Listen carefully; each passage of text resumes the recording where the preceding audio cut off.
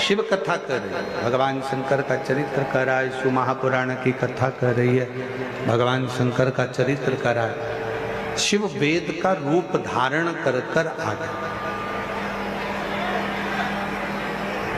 आए जब कष्ट, बहुत कष्ट का जीवन चल रहा हो, बहुत कष्ट की जिंदगी चल रही हो, जितने भी लोग ऑनलाइन कथा सुन रहे हैं ध्यान लगाना, अगर कष्ट का जीवन चल रहा हो, तकलीफ की जिंदगी चल रही हो, 5-7 सोमवार, या तो 5 सोमवार या 7 सोमवार, हाथ में दुर्वा,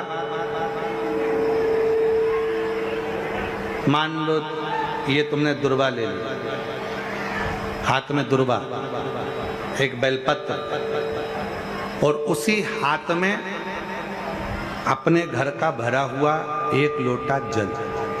पहले रखना है दुर्वा, फिर रखना है बेलपत्र, उसके बाद में हाथ में 1 लोटा जल, और दोनों हाथों का स्पर्श करते हुए जो अपना पूजन का कक्ष होता है घर के अंदर का, उस पूजन कक्ष की साक्षी में खड़े होकर अपने कुल देवता, पितृ देवता और अन्य देवताओं का स्मरण करते हुए, बाबा बहुत दुखी हूँ, बहुत तकलीफ में हूँ, बहुत कष्ट में हूँ, मेरा परिवार आज दुख तकलीफ में है, मेरा परिवार आज कष्ट में है, दुख में है, कष्ट में है। बाबा को अपने मन का भाव कहते हुए, हृदय से प्रार्थना करते हुए अपने घर के मंदिर से निकलकर फिर उस जल को लेकर शिवालय तक जाओ और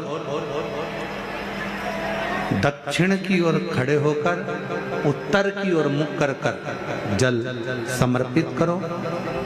बेलपत्र और दुर्वा दोनों को अशोक सुंदरी वाली जगह पर चढ़ा दीजिए। अशोक सुंदरी की जगह तो सबको मालूम है ना, अशोक सुंदरी वाली जगह पर उस बेलपत्र और दुर्वा को समर्पित कर दो।